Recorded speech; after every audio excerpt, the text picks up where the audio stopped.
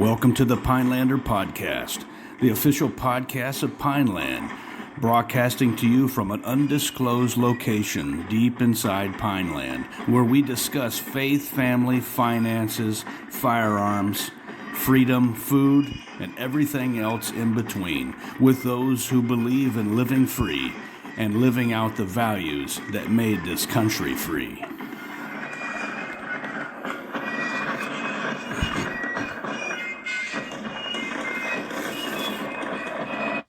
Well, welcome to the Pinelander Podcast. My name is Paul Favor. I'm here with my ranger buddy, Mike Blackburn. Today is Thursday, a little different, the 26th of December, 2024. I hope everyone had a wonderful Christmas. I hope you had time to spend with your family. You know, we have a day and age where technology just kind of can get the better of us. There used to be a time where you could go on vacation and no one could get a hold of you. You could just recharge, and now your office kind of follows you around as you have a cell phone or a laptop. And so it's good to just take time to decompress. And one of the things we can do while we're taking time to decompress is reading a good novel. Myself and Mike, we like to do a good bit of reading, and I hope that our listeners are doing that as well. So you take time to do that, read God's Word, read some of the great literature that the world has to offer. And one of the things we wanted to do is kind of pause as we kind of take a break from our cell phones and laptops and think about some of the wonderful things that we have to be thankful for. Yeah, I mean, it's a time to give thanks. I think we get kind of caught up in our own own situations. I think sometimes we sit around and just feel sorry for ourselves, and I don't think we realize just really how blessed we are in this country. No doubt. Previous years, and we're gonna talk about a time quite a while ago, but not that long ago, and some of the hardships that Americans went through during this time. And so we do have a special guest today to recap on that and kind of, I guess, set things in proper perspective, if you will. Yeah. Now as a kid, I remember reading about the Battle of the Bulge. Yeah. It's got a name that you remember. It's also known as the Ardennes Offensive. It was the last major German offensive on the Western Front in World War II. This was fought December 16th, 1944. I think it ended around January. But we have a special guest.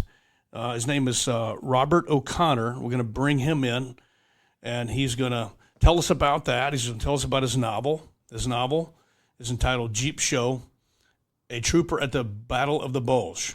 So I want to welcome, for the first time on the podcast, Mr. Robert O'Connor. Welcome, sir. Paul, thank you very much, Mike. It's a real privilege to be here.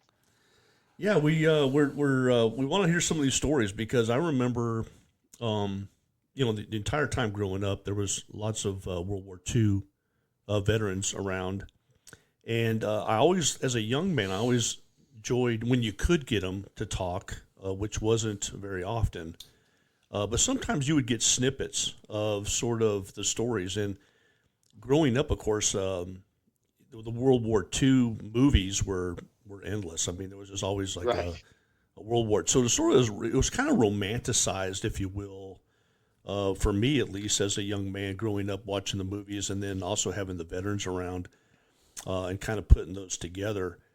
But as a former paratrooper, the Battle of the Bulge was kind of a big event in the 82nd, 101st, and a lot of the units that participated. So it's kind of special having you on and kind of remembering this time a year and some of the things that these folks were going through. Well, one thing, Mike, since you're a former paratrooper, or it could be always a paratrooper, most of us are aware of the incredible performance of the 101st Airborne paratroop infantry. You probably know as a paratrooper, but the most badass part of the paratroopers were the pathfinders. and the Pathfinders were dropped ahead of the other paratroopers to prepare landing zones. And one of the stories in my book, Jeep Show, A Trooper at the Battle of the Bulge, the protagonist is guarding a landing field. He is not told why or what's going on. And suddenly a C-47 appears in the distance and parachutes open, and half a dozen Pathfinders drop right in front of him and set up a landing zone. So there's a story within a story about paratroop infantry at Bastogne. Yeah, that's the idea of writing a novel. Okay, so full disclosure, I've written one novel. Congratulations! Yeah. So it's called The Wild Fields. It's my first one. I have to tell everybody, I had this I think disingenuous comment on Amazon. And when I had that, I was like, golly, I was like, hey, this is my first novel. Take it easy. Yeah. But a novel is tough. It's tough, but a novel you can do a lot of great things with. And so yes, your novel, I see that you've set within the narrative of the Battle of the Bulge, and the young man. And I want you to tell us all about this. But the idea is you're able to follow the storyline of the protagonist, and then you're able to see a character arc from this guy, the good and the bad, the ugly of the war, and also learn about the greatest battle that the United States has ever fought, and how we stemmed the tide, at least our part on the Western Front, to end the Nazi regime. But could you start off and tell us where this whole idea came from? That would be my pleasure. I wrote a nonfiction book about 10 years ago called Gumption Aid, like Gatorade, but Gumption Aid.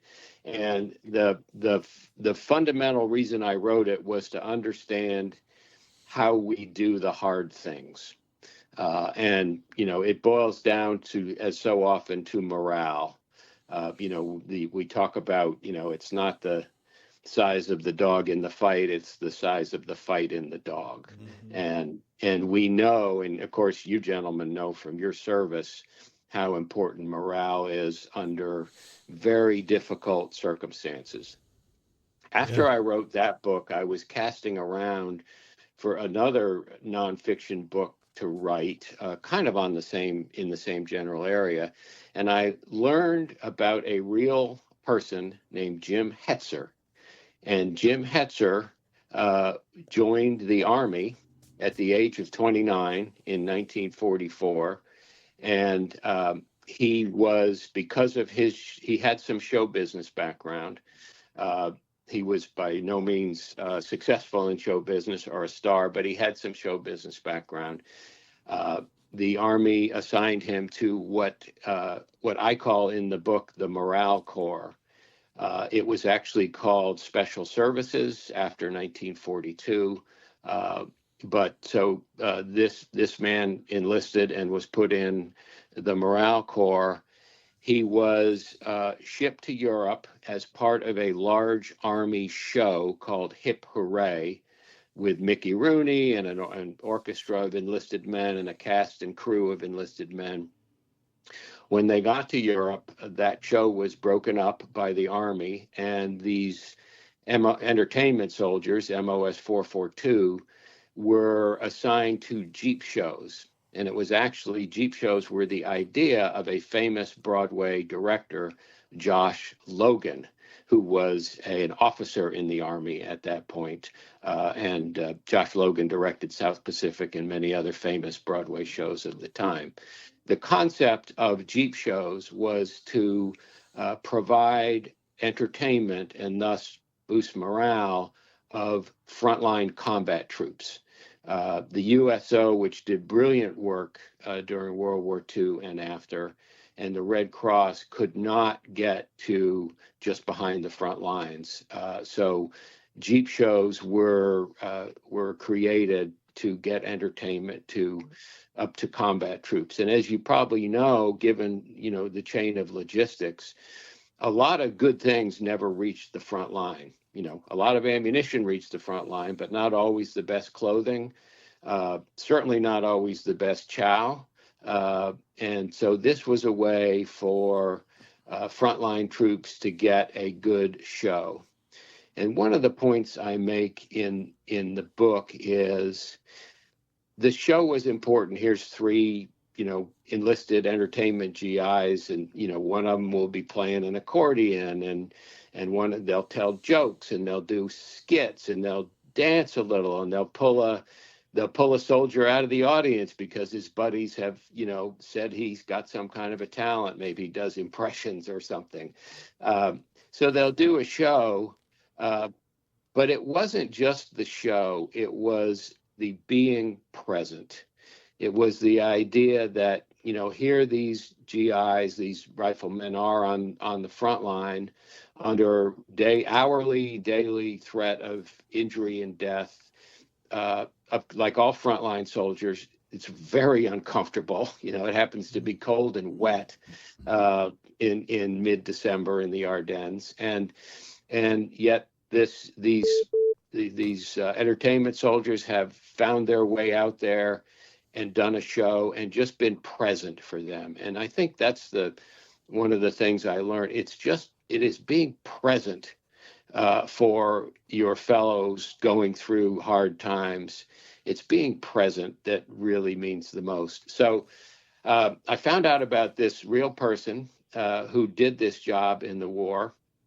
And I located his daughter. Jim Hetzer is not with us anymore, but I located his daughter, and I just asked her a few questions, and she said, well, Robert, Jim's older sister, my aunt, saved every letter he wrote home from the war. And I said, oh, my goodness, primary sources. Yeah. And I said, could I come down to Dallas and, I'll put on white cotton archive gloves and just take a look at these letters? And she said, oh, you don't need to do that. My sister published them in a book. So I bought the book, and it is a real historical record of one man and his correspondence. And of course, back then, you're speaking of modern times and how our jobs follow us around. People wrote letters back then, and soldiers wrote a lot of letters, and they got a lot of letters back then. And in fact, the only thing better for morale than a Jeep show was mail from home. Mm-hmm. But so I had these hundreds of letters to read, and so I got a real feel for what this man's life was like in the Army and as an entertainment soldier. And then I decided to make it fiction because I wanted to involve him in the Battle of the Bulge. And that the Battle of the Bulge was a real, fundamental experience for the U.S. Armed Forces in World War II. And I wanted to make that as part of the story. And I also wanted to involve him in the liberation of a concentration camp. And I also wanted to involve him in the occupation of Germany. And so I made it fiction and tried to tell it as a story. And from writing the Wild Fields that fiction is different than nonfiction. And so I bought a book that how to write a novel and studied it carefully, and then took only 6 years and 13 drafts to get it where wow. It's a good story now. It's a pretty good story, people tell me. So that's how I came to write it. It came out of, first of all, a fundamental interest in morale and how we do the hard things in life. And then secondly, finding out about this amazing real life story of enlisted entertainment soldiers in World War II. And by the way, I have talked to a lot of experts on World War II, both scholars and then history buffs like I am. And I have yet to meet one that was aware of these enlisted entertainment soldiers. So I kind of stumbled on a gold mine. Yeah, I was just gonna say, because I mean, these Jeep shows, I think, I mean, I had to kind of research them. I wasn't aware that, we were just throwing a Right. couple. You always see the big show, that's how, the big Hollywood actor or the actress that comes over, but you never see these. I've never heard of it. You put a couple entertainers in a Jeep, you throw them up on the front lines, and really giving some entertainment to these folks that they can't go back to the big show. I mean, they're not going back there. Exactly. So this is phenomenal. I mean, this is a phenomenal. And story. the other thing about the big show is, and this is typical of the Army, is after the show, the officers would get all the best seats, and then after the show, the stars would be talking to the officers would surround the women stars and the men, and Bob Hope and your average enlisted man like my dad would be like, yeah, I like the show, but I would have liked to have, gotten Bob Hope's autograph or at least shook his hand. Whereas these Jeep shows at the front, there's Mickey Rooney, and he really did this. There's Mickey Rooney up there 3 feet from where you and your squad are sitting, on the ground in front of a barn or, wherever it is. And you talk to Mickey Rooney afterwards, and he asks where you're from, and he asks about your hometown and your parents, and you have a brother in this. So completely different and much more egalitarian than the big shows. And I don't denigrate the big shows. The USO did great work, and the Red Cross did great work, but this was something different. And of course, these guys had to be soldiers. They had to be under orders to do this. Now that's I think it's a far cry. Now I've got hundreds of ideas blasting off in my brain, but just imagine. I'm imagining the Stones of Mickey Rooney. I mean, and these guys that did this. I think we would be hard pressed to get somebody like that today. I want to comment a little bit on Mickey Rooney because it's absolutely true. He's in my novel, but it's absolutely fact-based. Mickey Rooney, as you probably know, was the largest worldwide movie star in 1938 and 1939. He was box office. And yet and then he enlisted in, I think, late 43, early 44. There was some pressure at that time for young men who were celebrities to do something in the fight. So I think he responded to that. Mickey Rooney was a genius. And the directors that worked with him said so, and other people said so. And you probably know one thing about genius is where there are great strengths, there are corresponding great weaknesses. And Mickey Rooney's weakness was his personal life was absolutely off the rails. It was one massive party. Wow. He was married to he was married to a starlet named Rita Hayworth, who was absolutely the most gorgeous woman in Hollywood. Yep. He cheated on her. He his life, he had, as they say in the book, he had bees in his bonnet. He was everywhere. He was at the racetrack when he wasn't working. And so there was I felt that he enlisting and then not going to work at Hal Roach Studios in Hollywood, where several Hollywood stars, including Ronald Reagan, worked as, they were in the Army, but they were doing films for the Signal Corps in Hollywood. Right. This was 10 minutes from Mickey Rooney's house. He could have served there and served honorably. But he chose the whole hog. He chose to go to Europe, be under orders. Yes, he was a celebrity. He got some special treatment. But when, he and the rest of his Jeep Show squad, they did the hard thing. They were up near the front lines. They were within artillery range and sniper range. And I, in my mind, I just felt, this is not in his autobiography, or I haven't gotten to it yet, but I felt Mickey Rooney looked on this service as his chance to get away from kind of the ruinous life he was living as a celebrity, and he was not connected to God, and he was not living a Christian life. And I just felt that this radical step he took to really get in it, get over to Europe, and he could have gotten out of Jeep shows if he wanted to. He was a celebrity. To get into it and do the hard thing, I felt it was some inner voice trying to rescue him from a life that was going to be ruinous. Maybe that was me talking to myself, but I really felt that. And the fact is, in real life, this giant Hollywood star did the hard work and did the hard duty, within the Morale Corps, and he was too short to be a paratrooper, by the way. Well, it's funny because you're describing Mickey Rooney, and of course, Paul and I have spent a lot of time with combat arms guys and infantry guys. Yes. You could have been describing really any infantryman that I've served with. They're just wired a little different. Combat arms guys are just wired a little different, and I'm wondering if Mickey Rooney. I just got this. I can kind of like picture Mickey just get along just great with like the average infantryman in World War II. Yes. No doubt. I mean, kind of wild, risk taker. Right. Larger than life. Not always making great decisions, but that it's the kind of guy you put on the front lines. Now, absolutely, and he put himself on the front lines.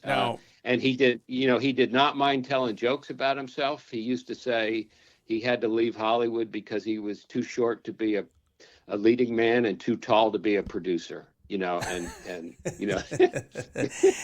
now, Bob, paint the picture for us. What was Mickey Rooney getting himself into, and your protagonist getting himself into, Jim Tanzer? What were they? Paint the picture for us. Set the stage of the Battle of the Bulge. Sure. In the book, they are doing well, as you know, but some of your listeners may not. I'll just tick down the Battle of the Bulge. The largest battle ever fought by the U.S. Army went from December 16th, 1944 to January 1925. Excuse me. January 25, 1945. Hitler's wildly unrealistic plan was to split the American and British forces, recapture Antwerp, and he thought he would force a negotiated peace on the Western Front so he could turn east and focus on the advancing Soviet army. It was a desperate roll of the dice. At that time, though, U.S. First Army divisions were thinly spread opposite the German border in the Ardennes. And they were put there, at least the 28th Division, which I focus on in the book, as much for rest and refitting and taking on replacements as guarding the border. So there were 4 divisions, and one of them was the 28th Infantry Division. The Germans achieved near complete surprise by attacking through the densely forested Ardennes region. Interestingly, they did the same thing in 1940, and they had done the same thing in 1914. However, they didn't do that in the dead of winter as they did in 44, which proved to be a big factor. This was about 200,000 German troops and 1,000 tanks facing about 83,000 American soldiers. Some of those divisions, the 99th Division, up to the north of the 28th, was quite inexperienced. And so also was 106. So not only were they greatly outnumbered, but many of the troops were just green. The battle was marked by harsh winter conditions. Snow and freezing temperatures made it difficult for both sides. The Germans, because they caught our troops by surprise, they created a bulge. And that's where the Battle of the Bulge come from. They pushed back the middle of the American front lines about 50 miles into Luxembourg and then Belgium. And thus the Bulge. The overcast weather grounded Allied air support. By that time, as you probably know, the Allies had complete air superiority. The Luftwaffe still flew missions, but in general, we had complete air superiority. However, the weather was very overcast at the beginning of the Battle of the Bulge, and thus there was no air support for our soldiers. After the weather cleared, about day 6, Allied aircraft played a crucial role in disrupting German supply lines and movements. About 90,000 American casualties, 19,000 killed in action, 48,000 wounded, about 23,000 missing or captured. Germans had 100,000 captured, killed, wounded, 100,000 casualties, killed, wounded, and captured. The eventual failure of the offensive depleted Germany's armed forces and probably took a year off the war in Europe. And the Soviets mounted yet another very large offensive right at the end of the battle. And, where I came away with, and I think one of the fundamental messages is the Battle of the Bulge remains a testament to the resilience and determination of our servicemen in the face of, of unexpected assault and a very formidable assault. And it comes down to training, as you know, and morale. And training and morale are very interlocked, of course. I get into, and I wanted to show, what our soldiers at that point, what all combat soldiers in World War II at least were fighting for. And my take, and I'd be really interested in your take, but my take is, in general, they were not, our soldiers, people like my father and my uncle, were not fighting for the big ideas of overcoming the evil German or Japanese empire. They were not fighting for, the American freedom per se. They were really fighting for each other, for their buddies, and to get the job done and to get home. And, that for the combat soldier, that was the motivation, to look after his buddies, get the job done, and get home. Yeah, I'm going to have to second that. I was fortunate to serve 20 years in the Army, Yes. Time in Bosnia and Haiti, Yes. and then combat in Iraq and Afghanistan.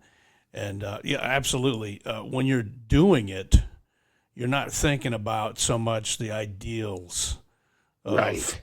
Why are we here? Because you may not agree, as a soldier, you may not agree with everything you're doing, but what it comes down Right. to Yeah. is the guy to your left and right. Absolutely, 100%. Yeah. And Yeah. that's what was in my mind. Yeah, I think that's in the mind of warriors since there's been warriors. Absolutely. Because I think we always just fight for each other. It's a special Absolutely. kinship. Yeah,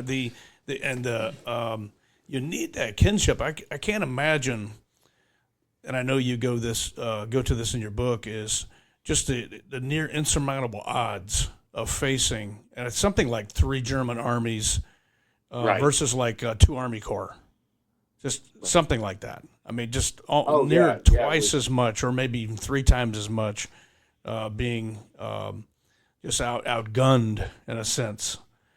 Just the feeling of that hey, this is probably it, and for many it was, and being able to stick around. I don't hear about a lot of guys tucking tail and running during the Bulge. No. What I hear No. about is the 82nd Airborne guy who says, "I'm the 82nd Airborne, and this is far these bastards are going."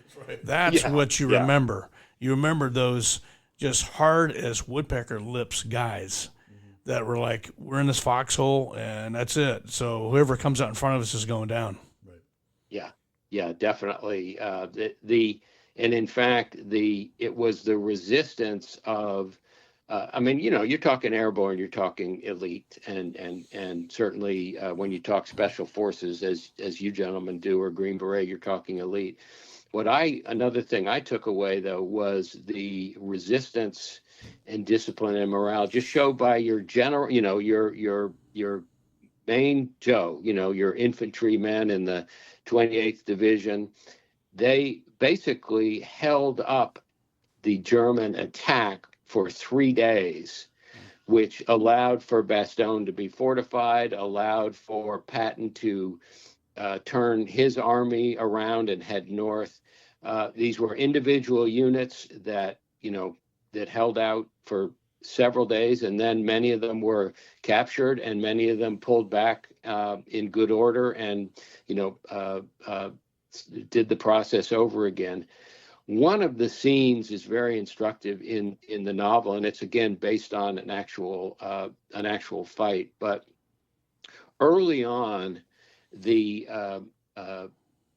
command, everything was disorganized. They threw up roadblocks in 3 places. They called them task force, and the troops were taken from an armored division. But they threw up 3 roadblocks between the border and Bastogne, and there was no thought that these troops would, and they were called task forces. These task forces were not going to defeat the massive amount of German troops and tanks coming their way. What they were there to do was to buy time, to buy a day, or to buy 8 hours. And all 3 of the roadblocks task forces were completely overwhelmed eventually, but they did their job, and they bought the time for the Bastogne to be reinforced, and they bought the time for Patton's Third Army to wheel from southern France and get up to Belgium. There was incredible performances by just the everyday Joes, drafted soldiers. Mm. Yeah, and the novel you have, that's the beauty of a novel, is you can blend history with fiction. Yes. And one of the things you do is you're taking the protagonist's name is Jim Tanzer, and just explain to us how you came about that name, and sure, his maybe a little bit, tease out some of his story arc if you can, his character arc. Absolutely.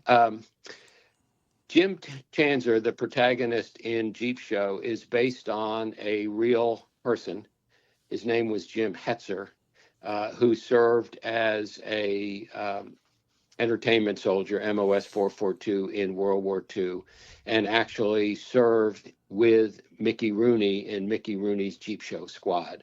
So I had the basis of a real person, and I had, of course, access to all the letters he wrote home during the war, so I could understand the training camp experiences. I could understand a little bit of the family dynamic. His wife was not thrilled that at age 29, with a rock-solid fatherhood deferment, he was volunteering for the Army. And I could experience his trip over to England on the troop ship, and then during the Battle of the Bulge. So this soldier, despite a fatherhood deferment, 30-year-old dance instructor Jim Tanzer enlists in the Army in 1943. Stella, his wife and partner in their dance act, regrets his choice. Jim goes for paratrooper, but is assigned to Morale Corps because of his show business background. He's classified MOS 442, entertainment specialist. After training camp, Private Jim Tanzer is shipped to the European Theater of Operations and assigned to Jeep Shows. Jeep Shows were 3 enlisted entertainers and a driver who go to the front lines, where they put on small variety shows for combat infantry. In the novel, Jim is separated from his Jeep Show squad in a little village in Luxembourg, about a mile from the German border, called Hosingen. And he is separated from, they have to leave without him because they are evacuating a soldier who has broken his leg. So there's no room in the Jeep, and Jim loses the coin toss. This is on the evening of December 15th. Jim wakes up to the sound of German artillery on December 16th and is a witness at the very front of the front line of the arrival of German infantry troops coming up from the border. He retreats from Hosingen. He's actually given a captured German map, which he is to deliver to senior officers if he can find them. And he retreats from Hosingen to a town in Luxembourg called Clairvaux. And again, this is historically accurate. Clairvaux is the headquarters of the 110th Regiment. Clairvaux is overrun on day 2 by the Germans. Jim retreats from Clairvaux to Antoniaschaft. It's one of those crossroads I talked about where Jim is with Task Force Rose, who are waiting to try to hold up a large German force. He retreats from Antoniaschaft to a town called Longvilly. Again, historically accurate. Longvilly was overrun, and finally Jim gets to Bastogne, and he is in Bastogne for about 6 days until Bastogne is relieved. So because I am writing a story, I can involve this character in these historically significant fights and these historically significant places. In Bastogne, he is attached to Team Snafu, and again, this is historically accurate. We all know about the valiant work done by the 101st Airborne. What is less known is that Team Snafu was filling in the gaps between the 3 regiments, the 4 regiments, these are paratroopers, of the 101st. So this was Team Snafu was a hastily organized unit composed of survivors from overrun infantry companies, dismounted tankers and artillerymen, as well as clerks, bakers, mechanics, and other rear echelon soldiers pressed into combat. And one in the book, also they have one entertainment soldier pressed into combat. Jim puts on a soldier show on Christmas Day for the wounded soldiers in the basements in Bastogne. He gets in a lot of trouble for that due to one of his performers doing an extremely funny but improper imitation of General George Patton. After Bastogne, he participates in the liberation of the Ordreff concentration camp. I really feel that that's an important part of any story of World War II. He does a command performance with Mickey Rooney for Soviet generals. General Omar Bradley puts on a luncheon for Marshal Koniev of the 1st Ukrainian Army Group and his general staff. And that is actually taken from real life. The real person, Jim Hetzer, that actually did participate in this command performance with Mickey Rooney, and I actually have a program from that performance. So I had to put in a chapter about that, and specifically about how Marshal Koniev of the 1st Ukrainian Army feels about the Soviet Army and about the Americans. And also I have a chapter where Jim serves in occupied Germany until he is shipped home in 1946. You probably know, but after the war ended in Europe, there was simply not enough transportation to get the soldiers home en masse. So there was a point system based on how long you'd been in the Army, your overseas experience, your combat experience, whether you had children. There was a point system, and soldiers with lower points did not get home until 1946. And that included my father, who was sent to the south of France to school as he waited for a troop ship and a place to get back home to Waterbury, Connecticut. So that's Jim's story. It's about 50% based on a real person's life interpreted, and about 50% of me picking out historical events that I wanted people to reflect on. And as you say in fiction, you can put your characters where you want them. As you know from having written fiction, sometimes it's hard to remember where you left them, and you have to go back and wait a minute, I haven't gotten him out of Paris. He can't be. He can't be here. Got to get him caught up to where we're at in the story. Yes. So you have a famous quote from Napoleon that you use in your book about morale and the importance of morale. Yes. Yes. Napoleon said, morale is to the material as three is to one. And, as we reflect on our own lives and doing difficult things or watching, sports teams do difficult things, uh, that's a lesson that resonates across our lives. When you see people with high morale, they can do difficult or impossible things. And Napoleon recognized that.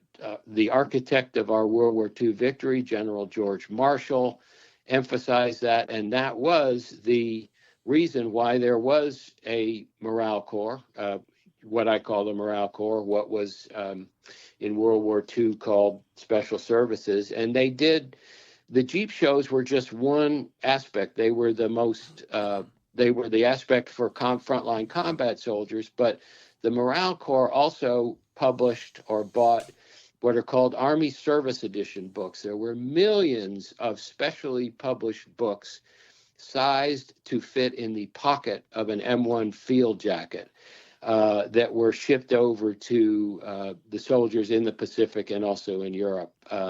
These were called Army Service Editions, and these were part of the Morale Corps' duties. There were movies and movies and movies shown by the Morale Corps to soldiers, obviously not in the front lines because you didn't want that many people gathering in one place, and it was logistically not possible, but the Morale Corps showed lots of movies. They supplied athletic equipment. So, you get a box and it has a baseball and a catcher's mitt and, a couple of baseball bats in it. And then the other thing up front they did was they would mimeograph what were called foxhole newsletters, because as you gentlemen know, frontline soldiers tend to feel like nobody tells them anything. and so these foxhole newsletters, mimeographed, were passed around from soldier to soldier and just trying to update the soldiers on the big picture. So special services, or what I call Morale Corps, was busy with many, many things. I just found their Jeep show assignment to be the most compelling from a morale standpoint. Well, I don't know about Paul, but I mean, I kind of connect with this the Jeep show, and it's because during my time in the military,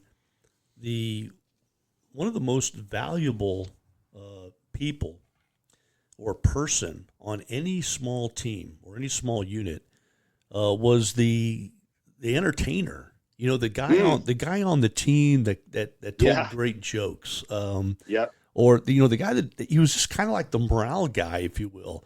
Yeah. And every unit has that guy or gal, okay, that just kind of keeps everybody kind of lively and in a good mood. And I don't think they really realize the value that they serve that team in an unofficial capacity. I mean, they're not getting paid to be a 442, right, entertainer. Right. But they certainly are. And I know Paul and I, there's always stories of these folks.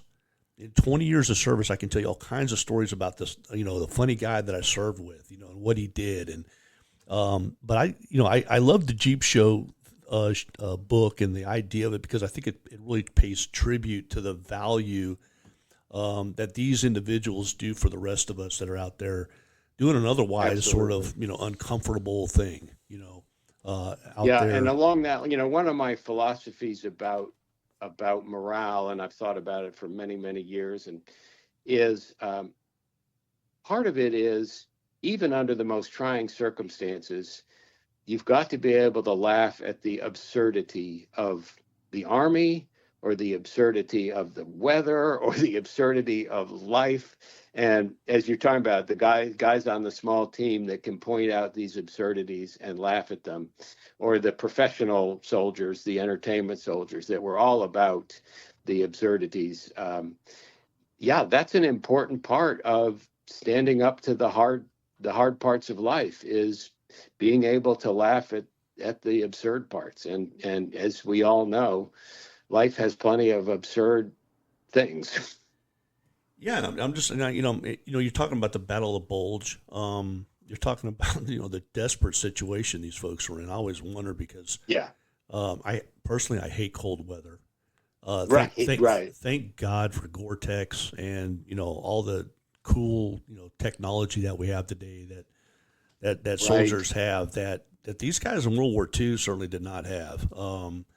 They did not have, and in fact, I don't even know how they did it because right. I've had the benefit of some pretty nice gear, and I've always tried to look. I've looked at that poster. Paul talked about the poster of the 82nd guy in Bastogne. Right.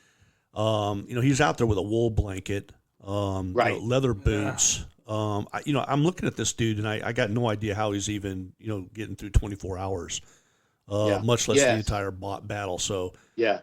And this is another thing about frontline is a lot of the warm clothing never made it to the front line. It would kind of get not stolen, but just kind of picked off by rear echelon guys who were cold as well. But so one of the things I took away from it, and I think you both have lived this. I've just learned about it, but the difference between the 10% of the soldiers at the point of the spear and their experience and the 90% behind them who are crucial, logistical support.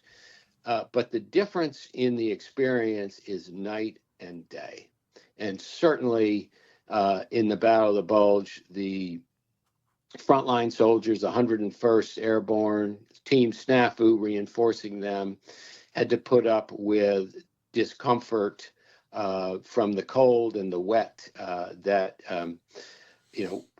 absolutely separated them. And then you add onto it the threat of injury, death, or capture, on top of that, by the way. And I just came away understanding that frontline infantry or bomber crews, they have a different war than the other 90%. It's a completely different war. And so my thoughts are, I don't think we've given fair credit to morale and these folks that really enabled us to be victorious at places like the Battle of the Bulge. Yeah. Hey, let me sneak in there too with a thought and kind of tease this out also, because you said that initially there was terrible weather. Right. We had, I spent some time in Germany. It was a great place to serve, but I also remember the winters there. They could be rather nasty, cold, rainy, and so not a dry cold, more like a wet cold. Right. Very foggy in the Ardennes. Foggy, rainy, and so something that we had talked about earlier on the phone is the situation that was persisting at the Bulge, and that was we did have air superiority, albeit we had terrible weather, and so I believe if I'm not talking out my fourth point of contact here, we basically couldn't use that air power to assist the ground fight. Is that right? That is completely correct. Yes, by that time, December of 1944, the Allies had virtually complete air superiority. The Luftwaffe was capable of flying missions, but they were not a factor. And Hitler's desperate gamble. He was lucky with the weather for the first, I think it was 5 or 6 days, where literally our planes were grounded. And then it got very cold. An Arctic freeze came over from Russia. The protagonist, I think it's on the 24th of December. It could be the 23rd, but he wakes up in a foxhole and he looks up and sees brilliant, clear blue sky, and it's very cold. And then he hears the sound of engines in the distance, and a few C-42s come into sight, heading that way, out of which jump Pathfinder paratroopers to set up landing zones for supplies. And the U.S. Army is airdropping supplies into Bastogne. Bastogne is by this time surrounded and cut off.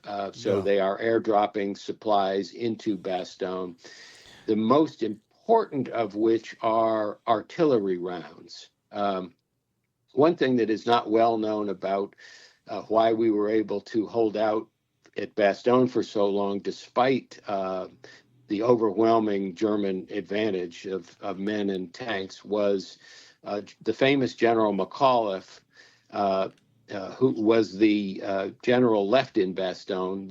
His higher ups retreated west. McAuliffe had been the artillery commander for the 101st. And so McAuliffe stationed, there were some artillery units that made it into Bastogne. He stationed them pretty much in the middle of Bastogne, and they fired all along like the face of a clock.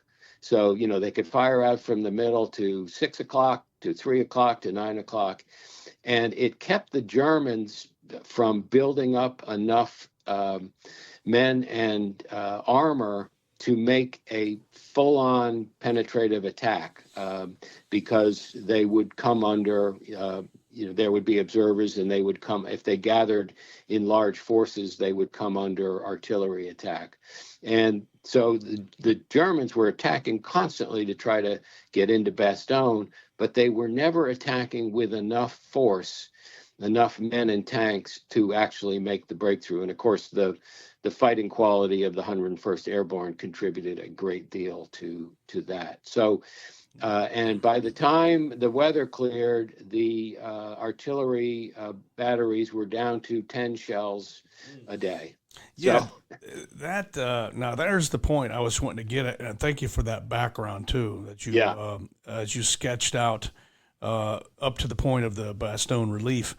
But there is this is a story that we had talked about on the phone too, is that of Patton's chaplain. I had a moment to look that up. His name was Colonel Paul Harkins was the chaplain.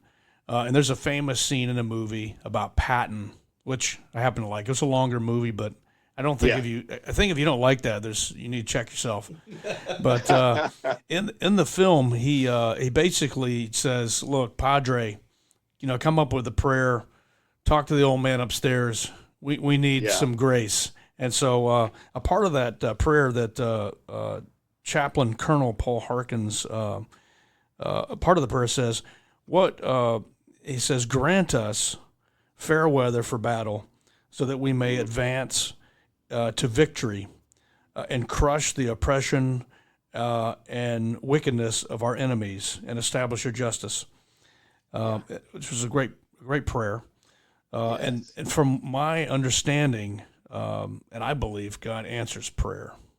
I wanted to sneak this in, Psalm 50, verse 15, which if you don't know is a great verse in Psalm 50. It says, "Call upon me, and I will deliver you, and you shall glorify me." Now, let me just preface this by saying that, God is called down on both sides of our argument. That happens. Right. Certainly God was called down by the Wehrmacht. I've read about the chaplains. They were in Stalingrad. They were praying for the German troops that were facing the Russian onslaught. But certainly, I think we can all agree that the cause of the Nazis was not just, and it was oppressive.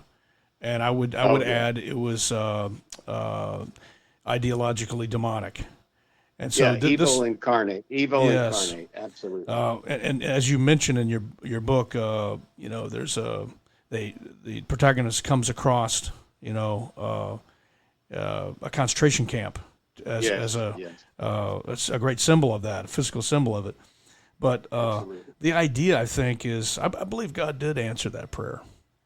I believe He does. I wanted to make sure that we noted that and give glory to God for that great victory, because I think that was the turning point in the war. I think that prayer, and I think the answer to that prayer gave us clear skies and did lead to the relief of Bastogne. It did lead to the defeat of the German Third Army, and eventually led to the fall of the Germans in the West and their eventual surrender. So that one prayer and the power of prayer, I think, is also in your book too. It can be, it can also be humbling in that, God answers prayers, but not always in the way we expect. Exactly. Yeah. That was, Patton got his answered very directly and in just the way he wanted this. But most of the time, it's a humbling thing. The things we ask for are not often the things we need. And God gives us the things we need, and it's not always pleasant.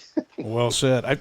Now, thinking back at your book and just the power of morale, and I was just thinking of this, the power of morale in wars is feeling like having a feeling that what you're doing is right, and having the camaraderie of your brothers in arms, it can help you die with a smile on your face.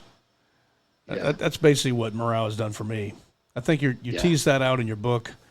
I think it's important to remember that, the power of morale, the psychological power in combat, just to have the camaraderie of those to your left and right, knowing that, and knowing that you're right in what you're doing, ultimately knowing that you're right with God. I think that is what gives you peace, even if you're facing your imminent death. And I just think about the many tens of thousands of American men that were willing to do that. I mean, that's why one of the reasons why we are a country today and we're not speaking German is because of that, or some other language.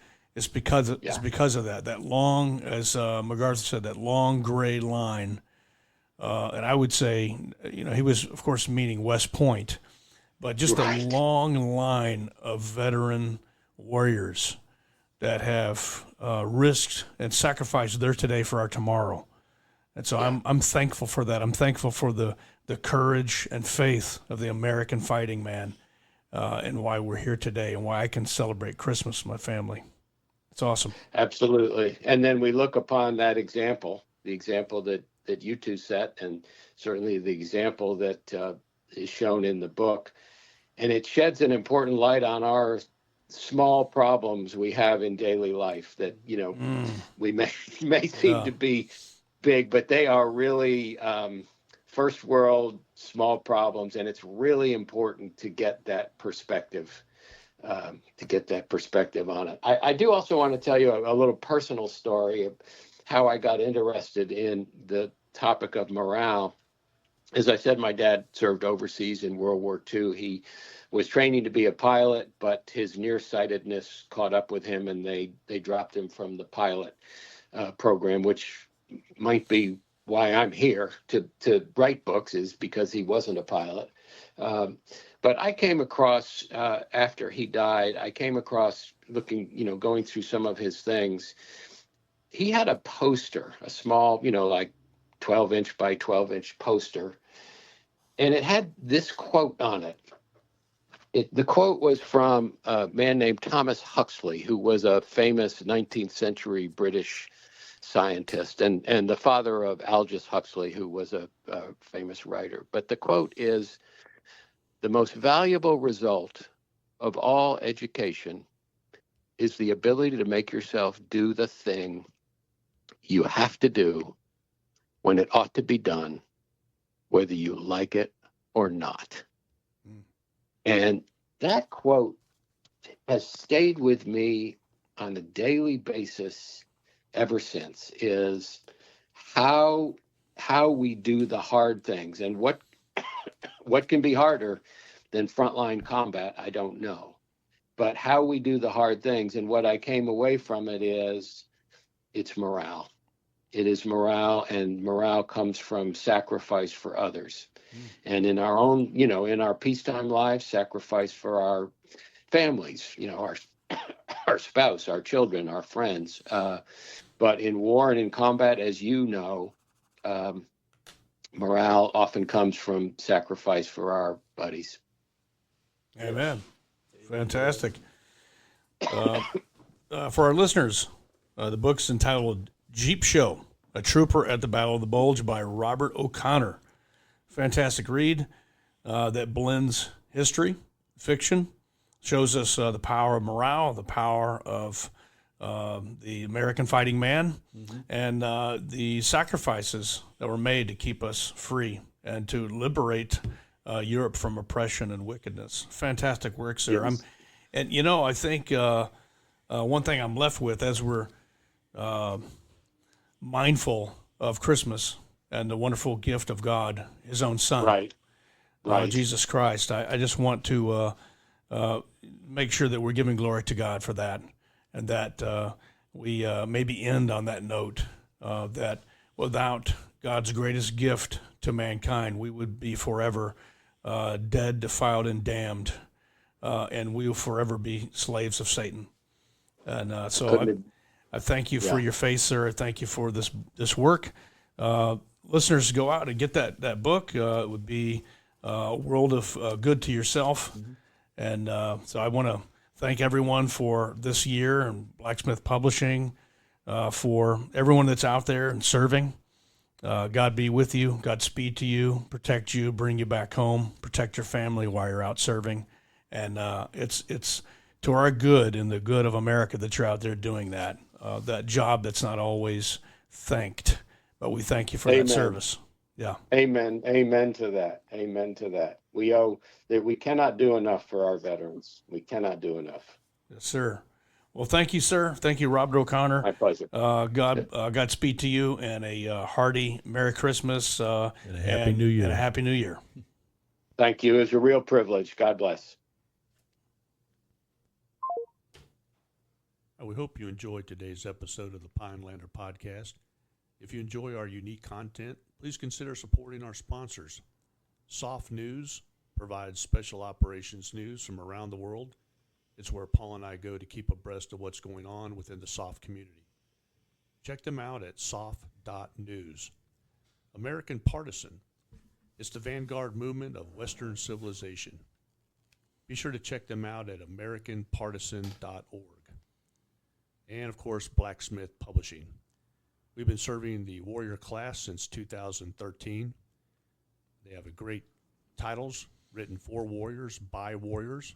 If you're looking for excellent reference material or just want to enjoy a great novel, be sure to check out the bookstore. Or if you enjoy hanging out with warriors, come spend some time with us in the G-Base over at the Pinelander Podcast. All that's at blacksmithpublishing.com. Until our next meeting, stay mentally and tactically smart, physically and spiritually strong, and socially astute. To each other we pledge our lives, our fortunes, and our sacred honor. May God continue to bless Pineland.